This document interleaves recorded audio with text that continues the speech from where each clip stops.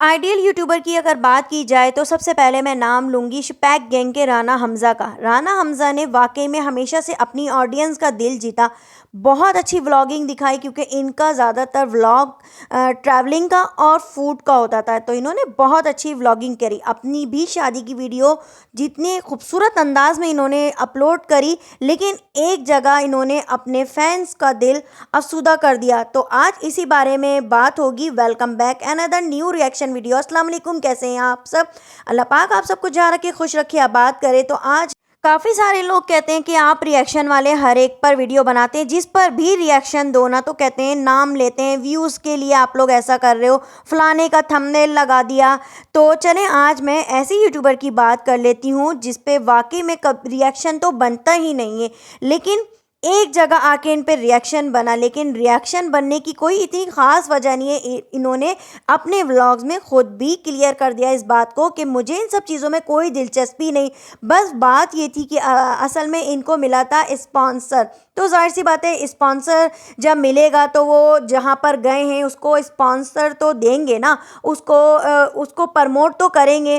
तो इन्होंने जो प्रमोट किया है यहाँ अबू धाबी में बेली डांस को, काफ़ी सारे इनके फैंस नाराज़ हुए इनसे और इनको बैड कमेंट्स भी किए, जिसकी वजह से उन्होंने व्लॉग में ही इस बात को क्लियर कर दिया कि मेरी इन पे कोई दिलचस्पी नहीं और ना ही मुझे ये पसंद है, बल्कि मेरा ये कंटेंट ही नहीं है। लेकिन बस वही बात है ना कि पैसा लिया हुआ था तो प्रमोट तो करना था। वहाँ दुबई गए हैं, जब स्पॉन्सर किसी ने किया है तो वो उसको प्रमोट तो करेंगे। तो बहरहाल इस बात को मैं कहूँगी कि आपने जो कंटेंट अपना ये दिया ना, इस पे काफ़ी सारे लोग आपसे नाराज़ हैं। लेकिन आइंदा प्लीज़ अपने फैंस का दिल ना तोड़िएगा, क्योंकि आपसे और यूट्यूबर्स की तरह ऐसी उम्मीदें ना थी, क्योंकि आपने अपने निकाह की भी बहुत ही ज़बरदस्त सी वीडियोस अपलोड करी और तस्वीर भी आपकी बहुत अच्छी थी। ऐसी नहीं थी कि जिस तरह के आजकल की यूट्यूबर्स की वाहियात और बेहुदा तस्वीर होती हैं।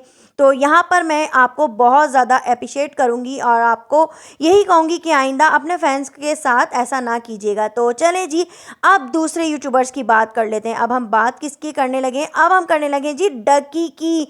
डकी ने तो बहुत ज़्यादा कैश करा इकरा कमल की शादी को, और जिस तरह से इन्होंने 6 मिलियन के सब्सक्राइबर पूरे होने पर जो कहा कि मैं ये कर दूंगा, मैं जनाब ट्रेंड कर लूँगा और मैं शेप मुंडवा दूंगा, तो यहाँ पर मैं इनको कहूँगी कि आपकी एक बार भी ज़ुबान लर्जी नहीं?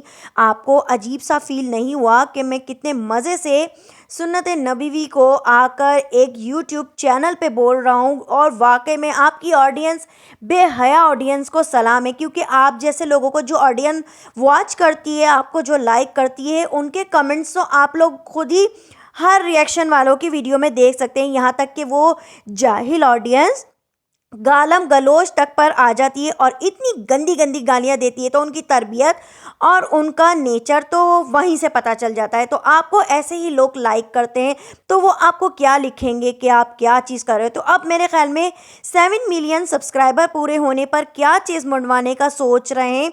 तो आपने देखें इस ट्रेंड को इतना ज़्यादा प्रमोट किया, कितने कितने सारे लोगों ने जो है ना, यहाँ तक कि लड़कियों ने अपने बाल मुंडवाए। तो चलें, एक और मैं आपकी बहुत बड़ी फ़ैन है, उससे भी मैं थोड़ा सा मिलवा देती हूँ, थोड़ा सा क्लिप मैं उसका भी लगा देती हूँ कि उसने अपना क्या हाल किया।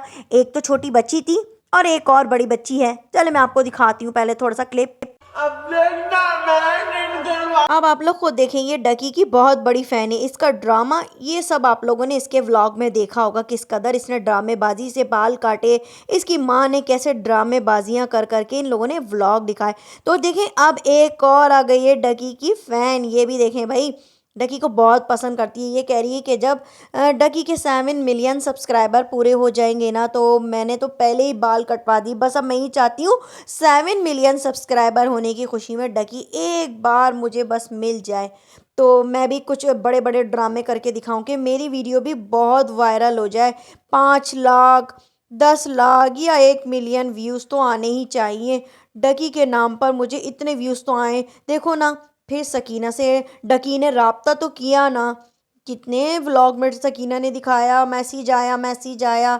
इतने फेक ये लोग यूट्यूबर हैं, ऐसे फेक लोगों के पीछे भागते हैं और ख़ुद भी फेक हरकतें करते हैं। हाय, बाल कटने से कितना दर्द हुआ ना। अब यहाँ इस लड़की से कोई पूछे तुम्हारे डकी ने तुमसे क्या राब्ता किया, कितना तुम्हें आके डकी ने एक कोई तमगा दिया, कोई अवार्ड दिया, या तुम्हारे चैनल की आके प्रमोशन की, वही तुम्हारे दोबारा से व्यूज़ आने शुरू हो गए थोड़े थोड़े से। ये लोग किसी के भी नहीं हैं। ये न्यू ईयर मनाने गए थे और साथ साथ अपना हनीमून भी मना रहे हैं दोबारा से। आप देखें कितनी बेशर्माई यहाँ ये दिखा रहा है, बाकायदा बेड पर बार बार बता रहा है अलग अलग बेड क्यों हैं, हमें तो ऐसे बेड देने चाहिए, हम तो मियाँ बीवी हैं। तो ज़रूरी है आप सोशल मीडिया पर ऐसी बात आके ऑन एयर करो, तो जाहिर सी बात है जब आप लोग अपने घर की सारी बातें लेकर यहाँ पर आओगे, नहा नहा के गीले गीले बाल ला के लोगों को दिखाओगे, तो लोग जितने भी रोस्टर हैं, जितनी भी रोस्टिंग चैनल वाले हैं, कैसे रोस्ट कर रहे हैं जैसे कल को ये डकी करता था।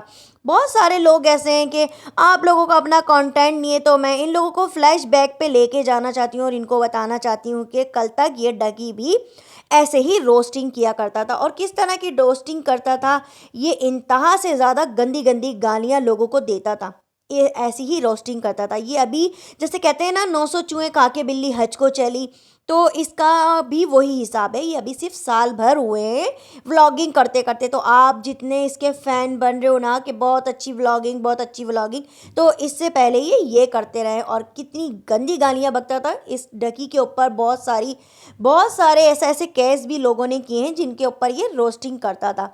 तो ये रोस्टर जो हैं बहुत सारे होते हैं जो रोस्टिंग करते हैं, रिएक्शन देते हैं, हर एक को अपना पॉइंट ऑफ व्यू देने का हक है। और बहुत सारे लोग ये भी आकर बोलते हैं कि उनकी अपनी लाइव है, तो ये भी मैं आगे आप लोगों को बता ही चुकी हूँ, अपनी लाइव नहीं रहती। ये लोग आकर खुद ही अपनी सारी लाइव डिस्कस वीडियो में ही करते हैं कि हमारा ये इस दिन तारीख है, आज हमारा इस दिन ये निकाह होगा, इस दिन ये पिक होगी, अभी शॉपिंग के लिए जाना है, अभी गाड़ी के लिए लेना है, अभी गाड़ी की ओडी लेनी है, अभी सिविक लेनी है, अभी करोला लेनी है, इसका ये मॉडल है, इसका ये पसंद नहीं है, इसका वो पसंद नहीं है, बर्थडे सरप्राइज़ कर ली है और मम्मा पापा को सरप्राइज़ देना है, अरूप को देना है, इसको देना है। इन सब के कंटेंट में यही सब कुछ शामिल होता है।